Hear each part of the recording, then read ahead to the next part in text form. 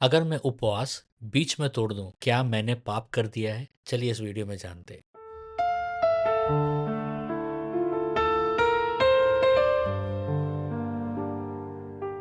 Video का अंत तक जरूर देखिएगा क्योंकि मैं एक सवाल पूछूंगा और पहले 3 सही जवाब देने वालों में से 2 जन को मेरा किताब इनाम में मिलेगा और किताब बाई पोस्ट आएगा। क्या परमेश्वर मुझसे नाराज हो जाते हैं या मेरी आज्ञाकारिता रद्द हो जाती है जब मैं उपवास को बीच में तोड़ देता हूँ? बहुत से विश्वासियों को इस सवाल से गिल्ट में बंधा रखता है। आज हम इस वीडियो से बाइबल का दृष्टिकोण को समझेंगे। देखिए, सबसे पहला यह समझिए, बाइबल उपवास को सहनशीलता एंड्योरेंस से नहीं बल्कि हृदय की दशा से परिभाषित करती है। यीशु ने कभी नहीं कहा कितने दिन उपवास करना है, कितने घंटे करना है। यीशु ने बस कहा जब तुम उपवास करो, मत्ती का 6:16 में। यह वाक्य बहुत गहरा है। यीशु ने समय नहीं, भावना नहीं, बल्कि मनोभाव यानी पोस्चर को संबोधित किया। इसका अर्थ है कि उपवास कोई प्रतियोगिता नहीं, उपवास कोई रिकॉर्ड नहीं, उपवास परमेश्वर को प्रभावित करने की कोशिश नहीं है। उपवास एक डिसिप्लिन है, उपवास एक समर्पण है। तो क्या हम उपवास बीच में तोड़ दे तो परमेश्वर को नाराज करते हैं? तो जवाब है नहीं, क्योंकि उपवास तोड़ना पाप नहीं है। बाइबल कहीं नहीं कहती है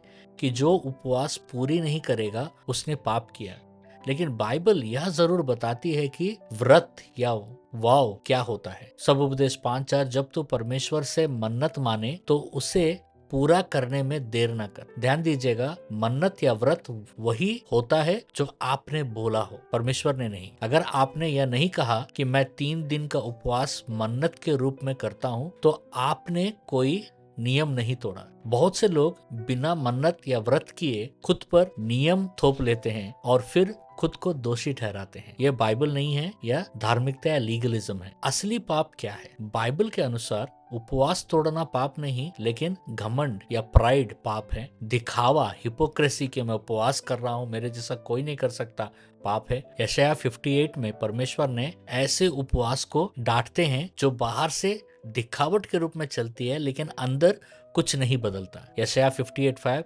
क्या यही वह उपवास है जो मैंने ठहराया? परमेश्वर कह रहे हैं। या परमेश्वर यहाँ नहीं पूछते तुमने कितना लंबा उपवास किया, बल्कि यह पूछते हैं क्या तुम्हारा हृदय बदला या बदल रहा है। परमेश्वर कभी कभी उपवास क्यों रुकवाते हैं? ऐसा भी होता है क्योंकि कभी कभी परमेश्वर उपवास को जानबूझकर रोक देते हैं। क्यों? ताकि नम्रता, ह्यूमिलिटी सिखाया जाए, ताकि आत्मनिर्भरता टूटे, सेल्फ डिपेंडेंसी, ताकि व्यक्ति समझे मैं उपवास से नहीं अनुग्रह से चलता हूँ। पौलुस कहते हैं क्योंकि मेरी सामर्थ निर्बलता में सिद्ध होती है, 2 कुरिन्थियन 12:9। अगर उपवास ने आपको नम्र बनाया, पश्चाताप में लाया, स्पष्टता दी, तो उपवास असफल नहीं हुआ, वह पूरा हुआ है। यहाँ दोष बोध को समझिए, कंडमनेशन को समझिए। कुछ नहीं सिखाता, सिर्फ डर पैदा करता है। आत्मिक समझ, कन्विक्शन सिखाती है, सुधार लाती है। रोमियो 8:1 कहता है, अब जो मसीह यीशु में है उन पर कोई दंड की आज्ञा नहीं। अगर उपवास टूटा तो सवाल यह नहीं मैं पापी हूँ या नहीं, सवाल यह है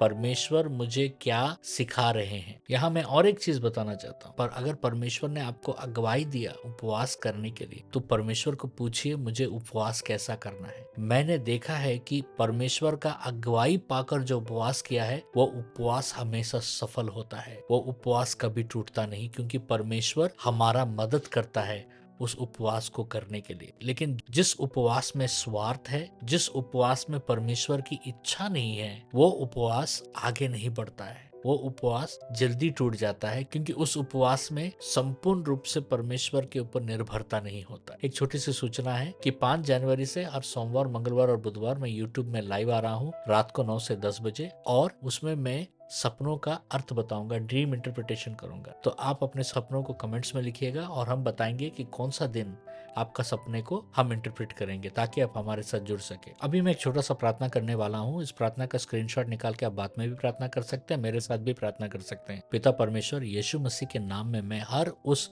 दोष बोध को तोड़ता हूँ जो गलत शिक्षा से आया है। जो लोग उपवास के कारण खुद को अस्वीकार महसूस कर रहे थे, आज उन्हें अनुग्रह की समझ दे। उपवास को बोझ नहीं बल्कि संगति बना, यीशु के नाम में, आमीन। और ये रहा आज का सवाल, उपवास का असली उद्देश्य क्या है? एक लाइन में भी आप जवाब दे सकते हैं और पहले 3 सही जवाब देने वालों में से 2 जन को मेरा किताब इनाम में आएगा और किताब बाय पोस्ट आएगा। और ये रहे कल के वीडियो के विजेता स्क्रीन के ऊपर।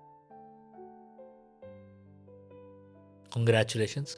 अगर आपको कोई सवाल है या प्रार्थना है तो ज़रूर कमेंट कीजिए, क्योंकि मैं हर कमेंट पढ़ता हूँ और उसका रिप्लाई देता हूँ। और एक आखिरी सूचना कि हर शुक्रवार को ह्यूस्टन के समय में सुबह 9:30 से 10:30 और भारत के समय में रात को 9 से 10 बजे मैं ऑनलाइन यूट्यूब में लाइव प्रेयर चलाता हूँ और कई लोग आके हमारे साथ जुड़ते हैं और परमेश्वर बहुत सारे कार्य कर रहे हैं। आप भी हमारे साथ जरूर जुड़िएगा। परमेश्वर आपको बहुत आशीष दे।